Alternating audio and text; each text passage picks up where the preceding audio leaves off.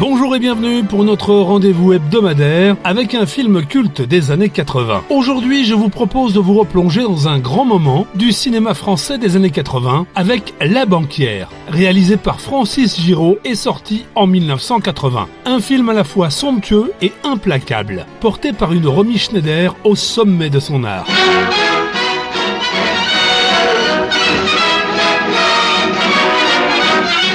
Fidèle à sa réputation de modernisme, Madame Eckert, la célèbre banquière parisienne, a choisi l'avion pour venir passer les fêtes de fin d'année sur la Côte d'Azur.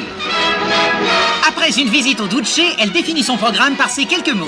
Ce que je propose, moi, c'est que monsieur tout le monde puisse prendre sa part du progrès général.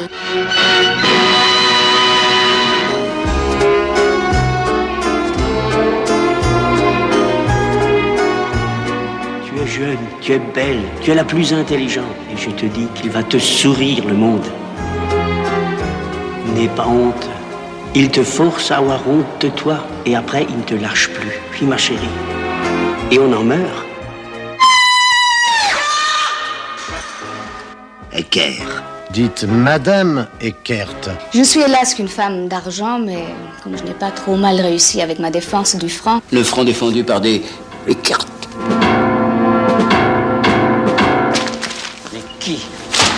Qui a informé? Qui à Londres?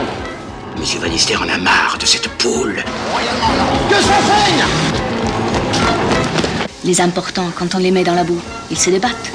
Alors ça éclabousse.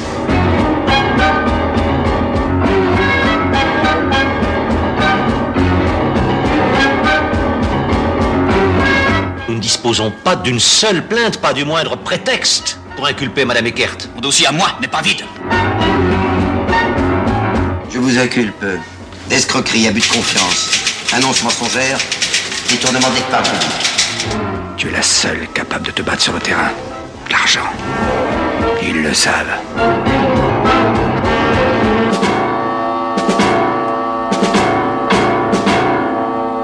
Tout commence dans le Paris des années 20. Emma Eckert, ancienne modiste, devenue femme d'affaires redoutable, incarne la revanche sociale absolue. Brillante, magnétique, elle fonde sa propre banque, une institution moderne et audacieuse qui séduit les femmes, les petits commerçants, les laissés pour compte du système. Son credo, l'argent doit circuler, profiter à tous et ne plus être réservé aux puissants. Mais dans une France encore marquée par les privilèges et le patriarcat, une femme riche et influente, c'est une menace. Et quand les intérêts financiers se sentent visés, la chute devient inévitable. Monsieur le Président, mes chers amis, permettez-moi de vous présenter la financière et journaliste parisienne, Madame Eckert.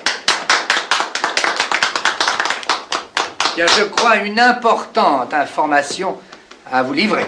C'est un très grand honneur pour moi d'être ici parmi vous dans le monde prestigieux des idées. Je ne suis hélas qu'une femme d'argent, mais comme je n'ai pas trop mal réussi avec ma défense du franc, je vous annonce la naissance d'un nouveau journal du groupe Eckert. Un hebdomadaire, Monsieur le Président, dont la seule ambition sera de répandre votre pensée à travers l'Europe. J'ai l'honneur de mettre à votre service la défense de l'Europe. Madame, je vous remercie de tout mon cœur. Longue vie à la défense de l'Europe.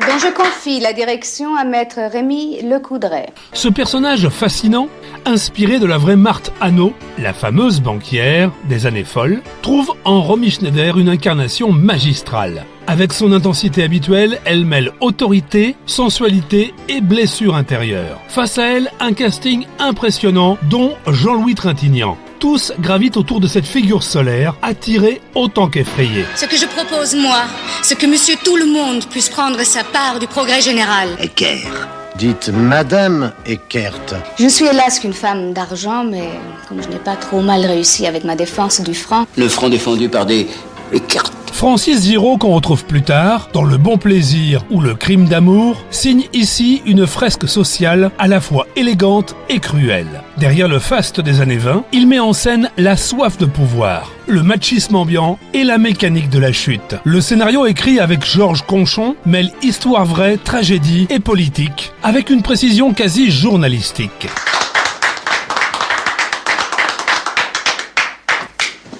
Alors, Monsieur le Président, ces négociations... Elles sont d'une lenteur. Les importants, quand on les met dans la boue, ils se débattent. Alors alors ça éclabousse. La banquière est aussi un film sur la solitude des femmes puissantes, sur ce que la réussite féminine coûte en années où tout semble encore écrit par et pour les hommes. En cela, il résonne encore aujourd'hui comme une œuvre étonnamment moderne. C'est un cinéma d'envergure, ample, romantique, où l'on retrouve le goût des grands récits et des destins brisés. 45 ans après sa sortie, La banquière reste l'un des sommets du cinéma français d'époque. Un film qui, derrière ses dorures, raconte le prix du pouvoir et le triomphe éphémère d'une femme libre. On a fait le tour pour ce mercredi, je vous retrouve la semaine prochaine pour un autre coup de projecteur sur un film culte des années 80.